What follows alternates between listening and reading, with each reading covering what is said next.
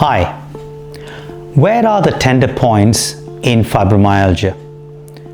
Now, in a recent video, we did talk about the role of tender points and how they are not used these days for making the diagnosis of fibromyalgia, and certainly the American College of Rheumatology 2016 guidelines do not recommend that anymore. Yet, there are people still using it. So in this video, I'm going to highlight or show where these points are when I used to be sort of doing them for the diagnosis of fibromyalgia. The caveat here being, once again, that I don't do it these days. I wouldn't recommend using that in any way to diagnose it.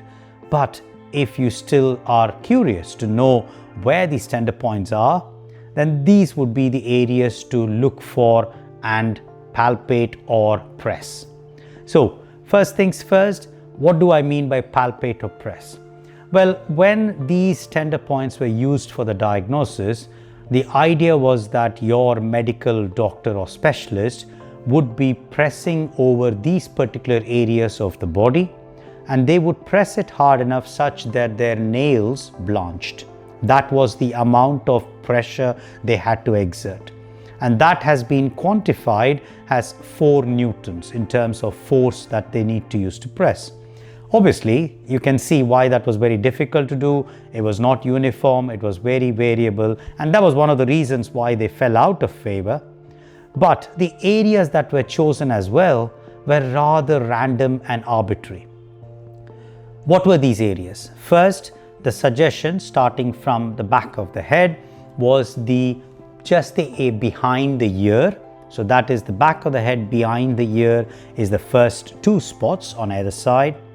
Then the next bit is over the shoulder blades, and then a couple more points on either side of the upper chest, so just in between the 2 shoulder blades on either side.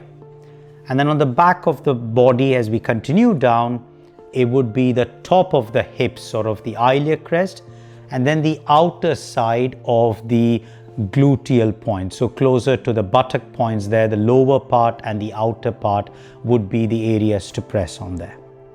When you look at it from the front there, we are looking at the area above the collarbone, so front above the collarbone, and then on the outer part of the elbow, and finally the inner side of the knee. So these are the areas there, and if you think about it, a total of 18 such tender points, and the idea was that if 11 out of the 18 turned out to be tender, i.e. the person complained of pain when you pressed over that area till your nails blanched, then that would be a diagnostic indicator for 11 out of 18 to be considered as fibromyalgia.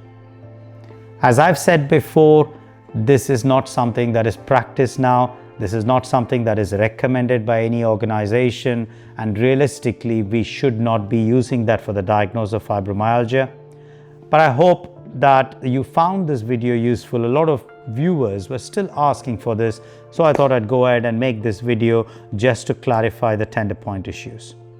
Thank you for listening to this, and I'll see you in the next. Thank you for watching this video. I hope you found it of value. So, don't forget to like this video and subscribe to this channel, and click on the bell button to be notified when the next video comes along.